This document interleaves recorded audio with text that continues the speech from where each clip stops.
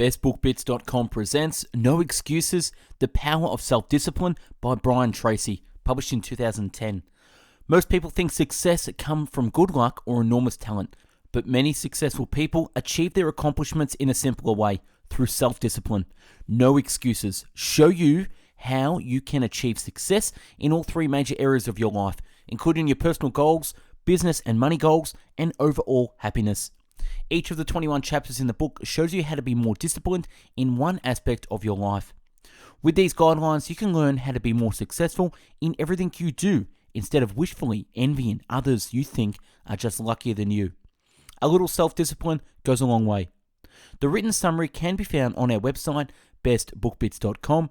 So without further ado, I bring the book summary of No Excuses, The Power of Self-Discipline. Introduction. Someday approximately 80% of the population lives on it. Someday I'll do that. Someday I'll do this. But they never do it. Excusitis has become a real disease. Losers make excuses. Winners make progress. The first step to become successful, vote yourself off the island. No more excuses. Self-discipline is considered the most important characteristic in becoming successful. It is the ability to do what you should do, when you should do it, whether you feel like it or not. You must have it to resist the lure of excuses. Self-discipline can also be defined by self-mastery or self-control. It is also linked with your self-esteem. The more you practice self-mastery and self-control, the more you like and value yourself. Your sense of self-respect and personal pride increases. The law of least resistance says that people invariably seek the fastest and easiest way to get the things they want right now, with little or no control for the long-term consequences of their behavior. People in general do what is easy and fun, rather than what is necessary for success. The law of least resistance is therefore the worst enemy of success. Most successful people are long-term thinkers. Most successful people are long-term thinkers. They look into the future as far as they can to determine the kind of people they want to become and the goals they want to achieve. They then come back to the present and determine the things that they have to do now to achieve their desired futures. Bad habits are easy to form, but hard to live with. Good habits are hard to form, but easy to live with. Everything is hard before it's easy, Goethe said. All good habits are learnable. 2. The chapters explained. Chapter 1, Self-Discipline and Success. The elevator to success is out of order, but the stairs are always open. The first thing you should do is to determine how you yourself define success. If we're able to make your life perfect in every way, how would it look like? H.L. Hunt, a great oil man, lists 3 requirements for success. First, decide exactly what it is you want in life. Second, determine the price you're going to have to pay to get the things you want. And third, resolve to pay that price. What distinguishes successful from unsuccessful people is that they are willing to pay that price, no matter what. The law of cause and effect says that if you want to achieve success in any area, you must determine how success is achieved in that area and then practice those skills and activities repeatedly until you achieve the same results. It is therefore important to continuously keep learning from experts and other successful people in order to achieve the success you desire. Chapter 2, Self-Discipline and Character. Hold yourself responsible for a higher standard than anyone else expects of you. The person you are today, your innermost character, is the sum total of all your choices and decisions in life up to this date. You are a choosing organism. You are a choosing organism. You are constantly making choices. Every choice you make is a statement about your true values and priorities. The payoff for becoming a person of character is tremendous. When you choose the higher value over the lower, the more difficult over the easy, the right over the good, you feel good about yourself. Your self-esteem increases, you like and respect yourself more, and you'll have a bigger sense of personal pride. Even more, others will start respecting and admiring you. Doors will open for you. Basically, there are 3 parts of your personality: your self-ideal, your self-image, and your self-esteem. Your self-ideal is the part of your mind that is composed of values, virtues, ideals, goals, aspirations, and your idea of the very best person that you can possibly be. Successful people are very clear about who they are and what they believe, their values.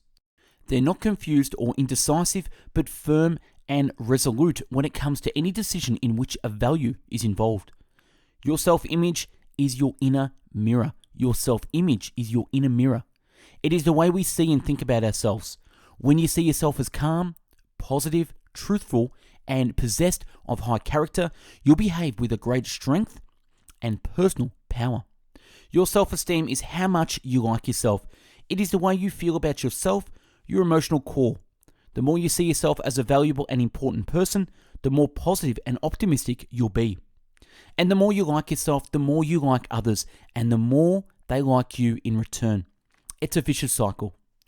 Part of being successful is acting in a way that is consistent with your highest values. If you do that, you'll feel good about yourself. When you compromise your values, you'll feel bad about yourself. But remember, living in consistency with your values asks tremendous willpower and self-discipline. Chapter 3. Self-discipline and responsibility. Your ability and willingness to discipline yourself to accept personal responsibility are essential to happiness, health, success, and personal leadership. You are in charge and in the driver's seat. It's up to you to accept complete responsibility for your financial situation, your family situation, your health, and your emotions. Accept 100% responsibility for everything you are and everything you become. Never complain, never blame others, persons, or things that happen. Even for the response to unexpected events, you still are responsible. Chapter 4. Self-discipline and goals. Discipline is the bridge between goals and accomplishment. Discipline is the bridge between goals and accomplishment. Setting goals and making plans is about taking time to decide what you really want in each area of your life. Apparently only 3% of the adults have written goals and plans, and this 3% earns more than all the other 97% put together. Why? Because if you have a clear goal and a plan to achieve it, you therefore have a track to run on every single day. You don't get sidetracked by distractions, getting lost, or going astray. The funny thing is that people think they have goals. Meanwhile, what they really have are hopes and wishes. Writing down your goals, making plans to accomplish them, and then working on those goals daily increases the likelihood of achieving those goals and the probability of being successful. Your brain typically has a success mechanism and a failure mechanism. The failure mechanism is the temptation to follow the path of least resistance and functions almost automatically. The success mechanism, however, is triggered by a goal. When you decide on a goal, you override the failure mechanism, and this can change the direction of your life. The 7-step method for achieving your goals. Decide exactly what you want. Write it down. Set a deadline for your goal. Make a list of everything you think of that you could possibly do to achieve your goal. Determine the obstacles and difficulties you'll have to overcome. Decide on the additional skills and knowledge you'll need to achieve your goal. Think of the people who can help you achieving your goal. Make clear everything you have to do to achieve your goal. Organize your list by both sequence and priority. Take action on your plan immediately. Do something that every day that moves you in the direction of your major goal. And Chapter 5, Self-discipline and personal excellence.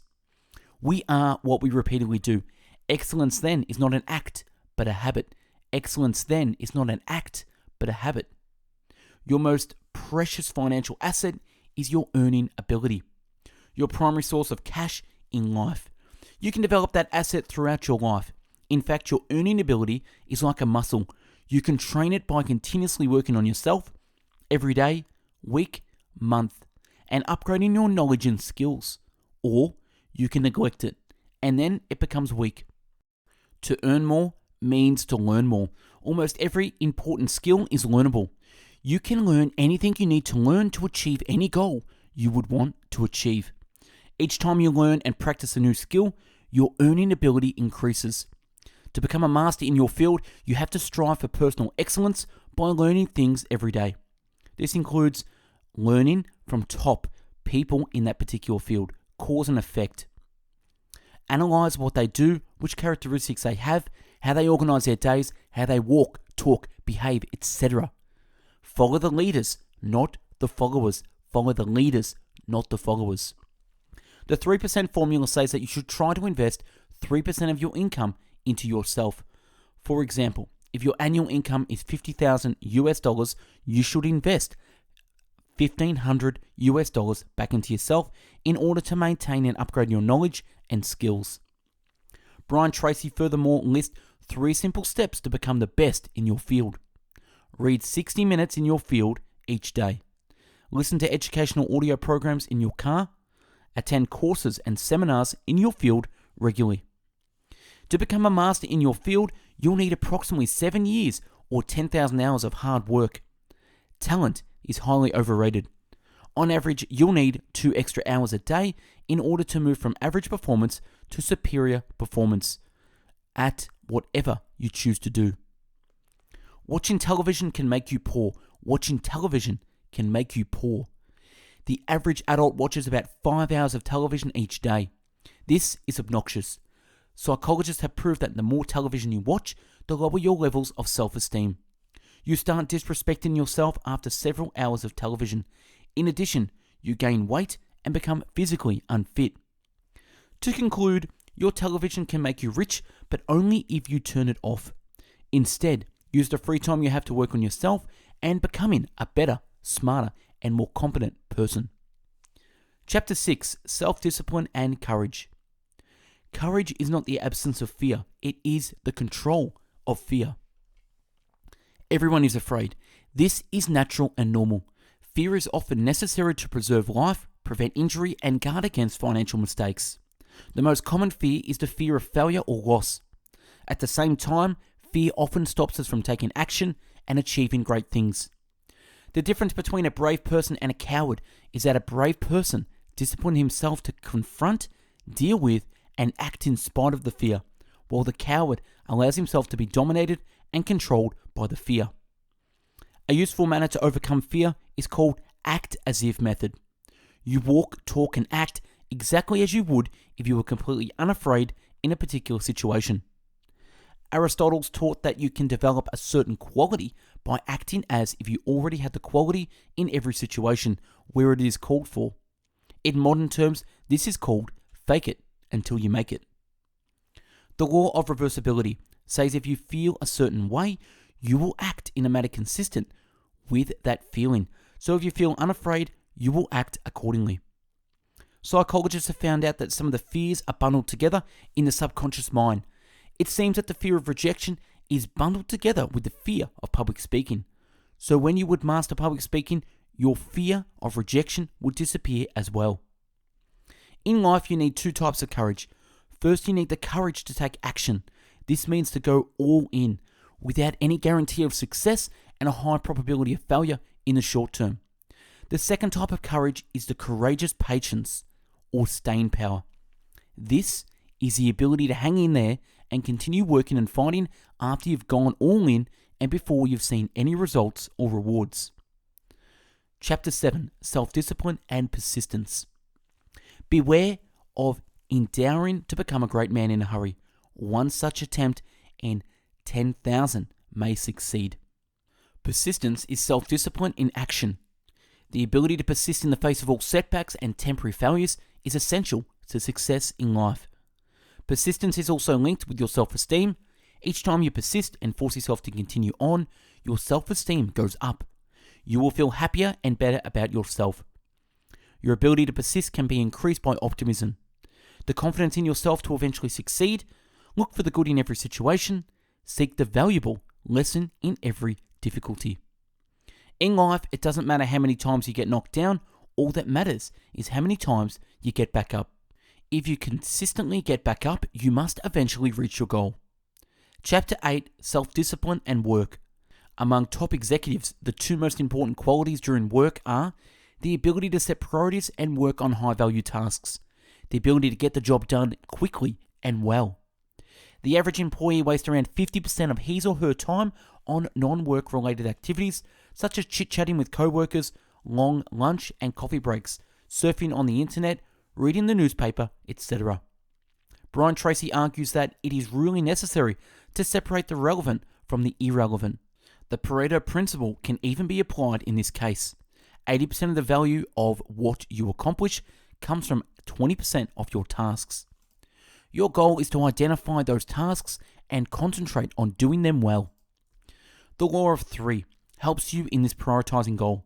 It basically comes down to making a list of all the things you would do in 1 week from Monday till the end of the week.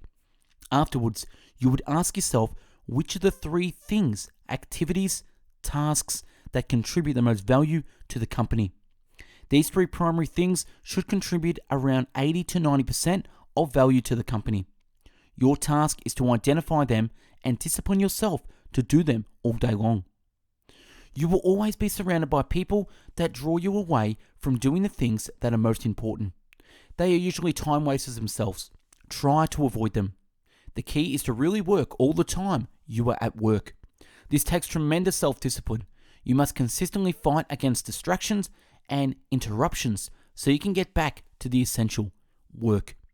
A simple 3-part formula for success at work might be: come in a little earlier, work a little harder, and stay a little later. Chapter 9, Self-Discipline and Leadership. Simply put, a leader is someone who takes responsibility for results. You become a leader when you develop a clear vision for yourself and for your company, your life, or your area of responsibility. A leader has the ability to project forward into the future and develop a clear picture of where they want them or their organization to go. As a leader, you should discipline yourself to be a role model. Everyone is watching you and doing and saying things based on your behavior. Becoming a leader therefore requires special responsibility. It is the responsibility to discipline and control your words and behaviors in such a way that you bring about the best possible results for your organization or for other people. Self-control is a major requirement for becoming a leader. Self-control is a major requirement for becoming a leader. Only if you prove to others that you're in complete control of yourself, they'll develop confidence to put you in that leadership position. Therefore, a leader should be reliable, calm, positive, and relaxed, no matter what is happening. Chapter 10, Self-Discipline and Business. The first law in economics is scarcity. This means that there is never enough of anything for everyone who wants it. More specific, there are never enough customers for you to sell everything you want to sell.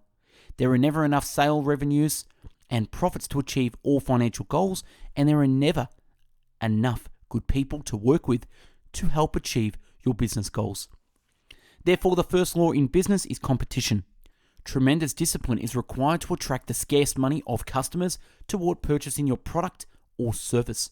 You must compete for that scarce money of customers by offering a product that they want, need, and will pay for. Be clear about your competitive advantage and your unique selling proposition, USP.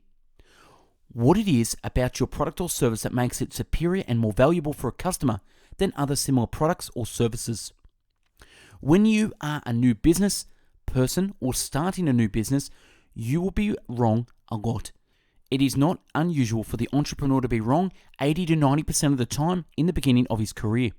It requires self-discipline to face the possibility of being wrong in your most cherished assumptions and beliefs. That's why, as an entrepreneur, you have to do your homework before committing to the business. Create a business plan and study carefully every aspect of your business. Try to test your assumptions rather than jumping into it and hoping for the best. The purpose of a business is not to make a profit, but to offer value and therefore creating and keeping customers. Profits are just a result of creating and keeping a sufficient number of customers. The key to long-term profitability is recommendations and referrals. Tremendous self-discipline is needed to make customers satisfied. This means that they buy from you, then buy again, and then recommend you to their friends. Equals referral business. Chapter 11, Self-Discipline and Sales. Nothing happens until a sale takes place. Sales are highly related with business, success, or failure. The biggest obstacle in obtaining a successful sales career is the fear of rejection. So many salespeople start to engage in displacement activities to avoid being rejected, such as making fewer calls, checking the internet, chatting with co-workers, shuffling paperwork, etc. Keep in mind that a salesperson is only working when he or she is ear to ear on the phone or face to face with someone who can and will buy within a reasonable period of time. Prospects. The key in sales is to spend more time with better prospects. Discipline yourself to call on or see more prospects. When you increase the number of customer contacts, you increase the number of sales. This is the law of probabilities. You have two responsibilities when it comes to achieving success in sales. Never run out of prospects. Always have more prospects to call on than you have time during the day. Study, read, listen to audio programs, and upgrade your skills in prospecting, presenting, and closing sales. Remember that all sales skills are learnable. A successful salesman is optimistic and positive, eliminating the fear of rejection. In that way, he or she can call up prospects continuously without losing enthusiasm. Chapter 12, Self-Discipline and Money. The major reason for financial failure is not the low amount of money that is earned, it is the lack of self-discipline and the inability to delay short-term gratification. Most people have the tendency to spend everything they earn in the short term. Our tendency to associate spending with happiness goes back to a conditioned response in our childhood. Whenever we received money as a child, we spent it on candy. That was what made us happy. And nowadays, money equals enjoyment. The very first thing you can think about when you earn money is how you spend it in order to feel that short-term high, happiness, or other pleasure. Our task is to rewire our responses about money and start associating happiness with saving money. Open a financial freedom account and save money. Think long-term. The very act of disciplining yourself to save money will make you feel stronger and more in control of your life. The saying, "it takes money to make money," makes sense. The higher the amount of your financial freedom account grows, the more money and opportunities you'll have to deploy those funds intelligently so you can yield an even higher rate of return. Financial advisors suggest that you save around 15 to 20% of your income to gain financial independence in the future. To realize this gradually, the 1% formula can be used. This method suggests that you start saving 1% of your income and learn to live on the other 99%. Each month you increase the saving level by 1%, so by the end of the year, you'll have saved around 10% of your income. Chapter 13, Self-Discipline and Time Management. You can't save time, but you can spend it differently. Brian Tracy suggests to always spend time on what you most value. It is by looking at how you spend your time that you know what it is really important to you. Time management is the ability to choose the sequence of events. By exerting self-discipline, you can choose what to do first, second, and not at all. You always have the choice. A lack of self-discipline in time management leads to procrastination. A lot of people procrastinate their top high-value tasks continually and instead waste their time on tasks of low or no value. Time management is about setting priorities and sticking to them. A simple time management system to overcome procrastination is the ABCDE method. Each day you start by making a list of everything you have to do that day. Actually, it's even better to make a list the evening beforehand. Afterwards, you apply this method. A. Must do. Serious consequences for non-completion. B. Should do. Mild consequences for doing or not doing. And C. Nice to do. No consequence whether you do it or not. And D. Delegate. E. Eliminate. Stop all tasks and activities that are no longer essential for you. Look at all the activities or tasks on your list and then write an A, B, C, D, or E next to it before you start. You can even rank A tasks, for example, by writing A1, A2, A3, and so on. Same for B and C.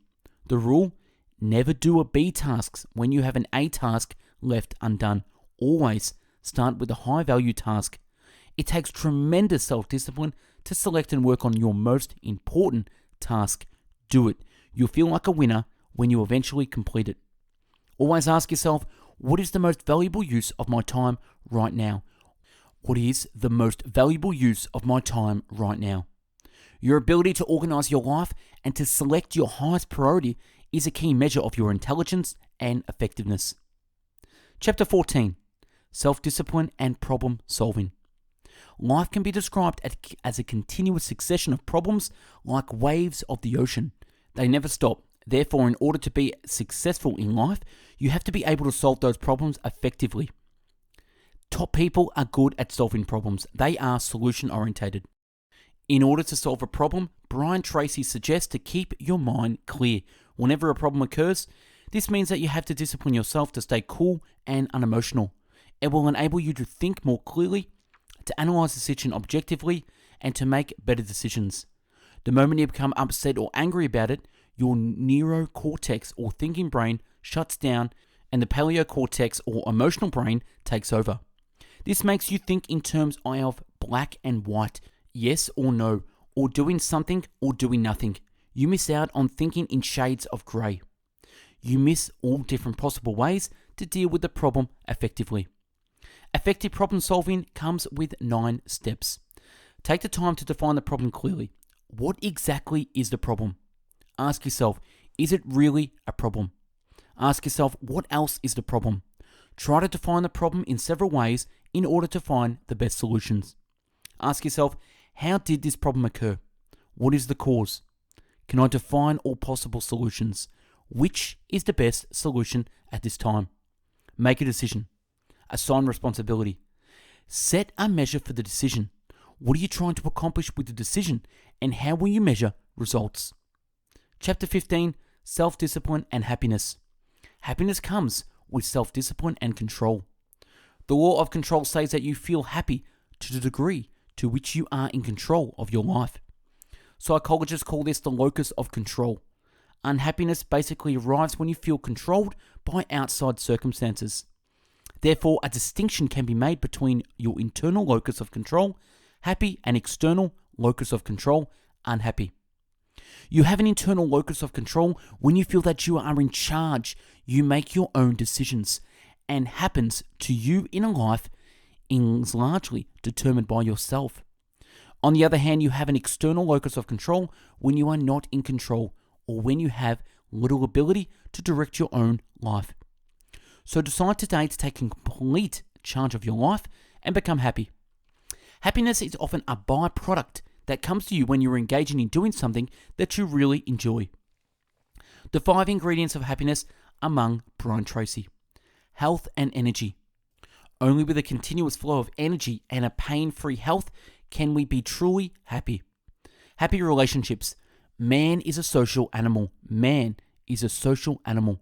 Aristotle once said that 85% of your happiness will come from your relations with other people. Meaningful work. Happiness requires doing the things that keep us active and engaged and gives us a sense of fulfillment. It's about making a contribution of some kind. Financial independence. Work toward financial freedom throughout your life. The happiest people are still those who don't need to worry about money. Self-actualization. This is the feeling that you're becoming everything you were capable of becoming. Chapter 16. Self-discipline and personal health. Your number one goal for yourself should be to live as long and as well as you possibly can. This requires tremendous self-discipline and health habits. The 7 key health habits include: eat regularly, rather than starving, fasting, or gorging. Eat lightly. Overeating makes you sluggish and tired, whereas eating lightly makes you feel healthy and alert. Don't snack between meals. Exercise regularly. The ideal is 30 minutes a day or 200 minutes per week doing walking, running, swimming, or using exercising equipment. Wear a seatbelt. Most common cause of premature death is traffic accidents. Don't smoke. Drink alcohol in moderation. Amongst Tracy, excellent health is a combination of proper weight, requires regular exercise and a proper diet. An ideal diet based on lean source proteins, fruits and vegetables, and lots of water. Regular exercise. Do aerobic exercise, walking, running, cycling, swimming, etc. for a long life. The exercise effect usually clicks in about 25 minutes of exercise. This is when endorphins are released by your brain. It can be addictive. Good rest. Sleep around 8 hours a day, plus take breaks, vacations, and weekends off. Positive attitude, stay optimistic, and you'll live longer. Brian Tracy also talks about avoiding the 3 white poisons: sugar, no candy, cake, pastries, desserts, soft drinks, canned fruit, etc.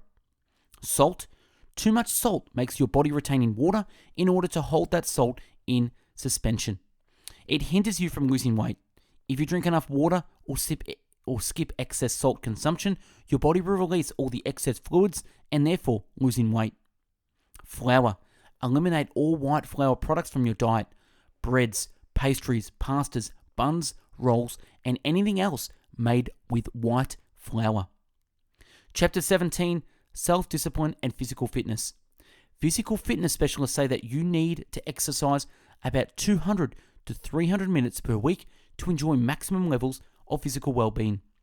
Among experts, the best time to exercise is in the morning.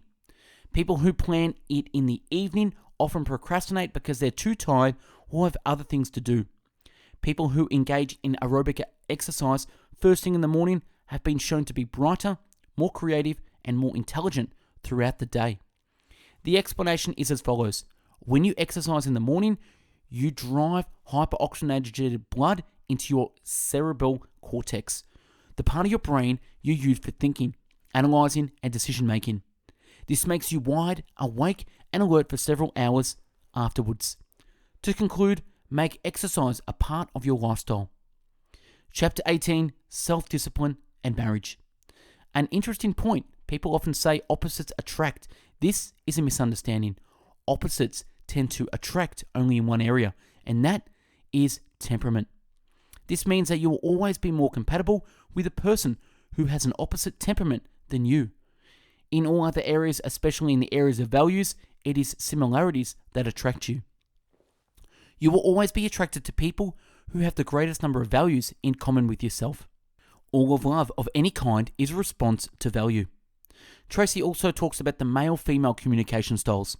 Whereas a man can only process one sensory input at a time, a woman can process multiple sensory inputs. For example, a man cannot answer his telephone and watch television at the same time, whereas most women can cook dinner while talking over the phone and reading the newspaper.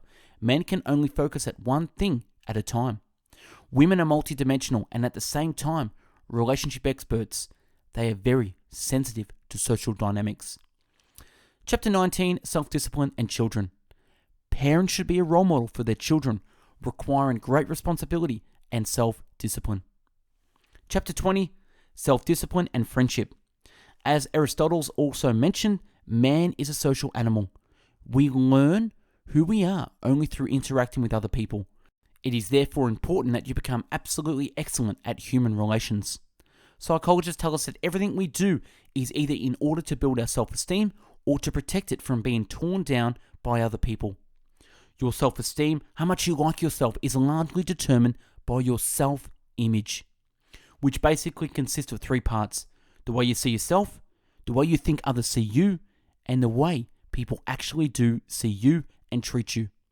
You can only be truly happy, high self-esteem, when you feel that all 3 parts of your self-image are consistent. To gain self-esteem, check out Nathaniel Branden's book, The 6 Pillars of Self-Esteem. One of the secrets to building and maintaining excellent relationships and friendship is the law of indirect effect. This law states that you get almost everything in your relationships by approaching people indirectly rather than directly. For example, if you want to have a friend, first be a friend. If you want to have a friend, first be a friend.